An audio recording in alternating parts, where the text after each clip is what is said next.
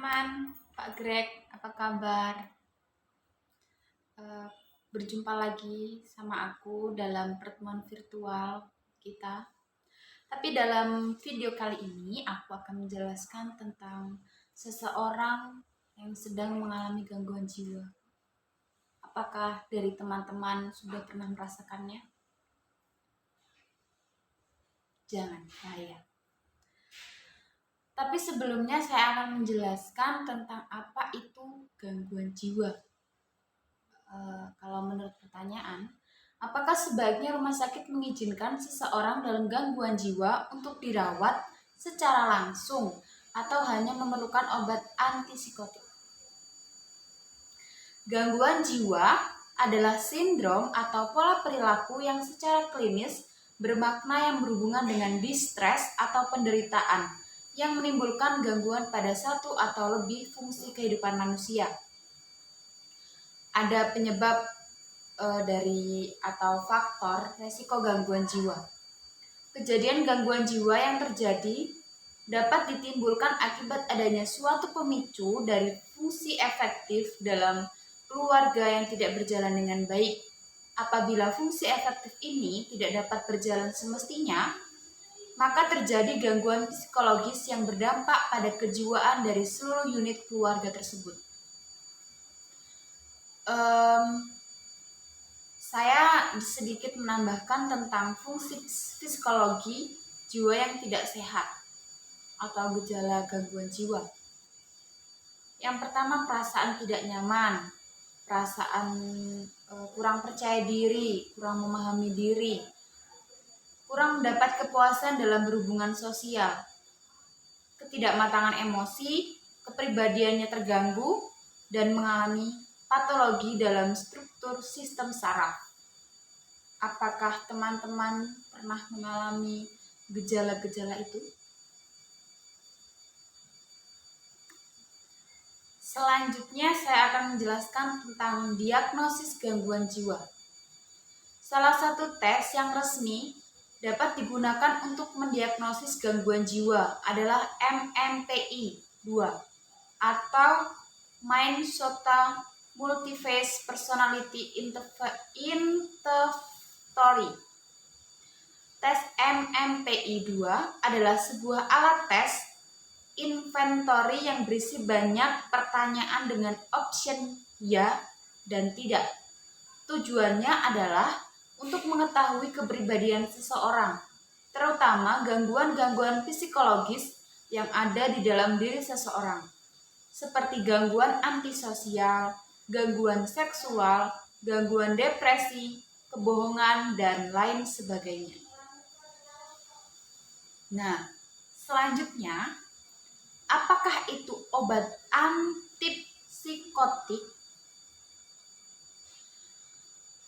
Ini adalah golongan obat untuk mengendalikan dan mengurangi gejala psikosis yang bisa dialami oleh penderita gangguan mental. Antipsikosis tersedia dalam bentuk tablet, sirup, atau suntik. Obat ini tidak dapat digunakan sesuai resep dokter. Perlu dipahami, obat antipsikotik tidak bisa menyembuhkan penyakit gangguan mental. Obat golongan antipsikotik bekerja dengan mempengaruhi zat-zat kimia atau neurotransmitter di dalam otak, terutama dopamin.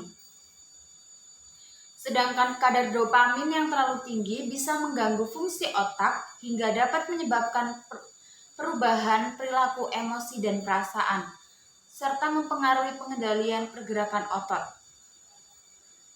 Antipsikotik mampu menghambat efek dan mengurangi kadar dopamin di otak.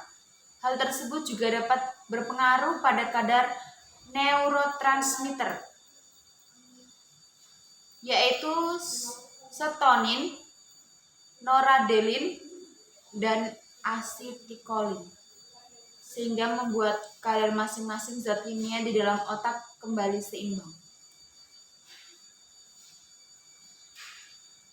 Orang-orang yang memiliki gangguan jiwa dengan kondisi yang berat dan sering kambuh membutuhkan rehabilitasi khusus. Proses rehabilitasi secara terpadu pada umumnya dijalani di fasilitas kesehatan khusus, yaitu rumah sakit jiwa. Namun ada beberapa prosedur yang perlu dilalui sebelum pasien diputuskan membutuhkan rehabilitasi. Pelayanan kesehatan untuk penderita penyakit jiwa umumnya dapat didapatkan di rumah sakit jiwa.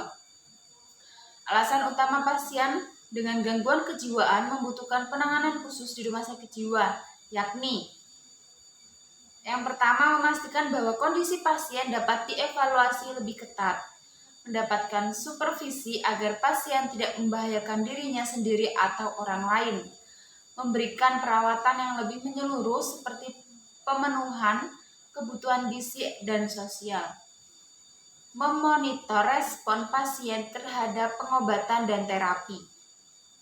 Nah, penanganan gangguan kejiwaan di rumah sakit dalam jangka panjang bertujuan tidak hanya mencegah kekambuhan gejala pasien, namun juga melatih dan mendorong pasien dan keluarganya untuk menciptakan lingkungan yang sportif, tidak terpaku stigma, agar pasien dapat kembali hidup bermasyarakat.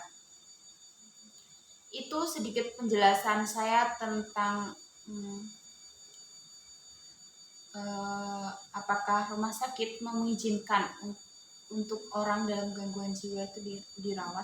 Menurut saya, kita lihat apakah benar pasien ini sangat membutuhkan perawatan rehabilitasi atau perawatan khusus. Jika memang iya, mungkin rumah sakit harus mengizinkan, karena itu jika tidak diizinkan akan membahayakan orang lain. Tapi jika pasien tersebut masih bisa dikendali oleh keluarga atau lingkungan sekitarnya atau diberikan obat, mungkin lebih baik pasien tetap di rumah bersama keluarganya, karena itu akan lebih membantu seseorang yang sedang dalam gangguan jiwa sembuh dalam penyakit tersebut. Terima kasih. Selamat malam.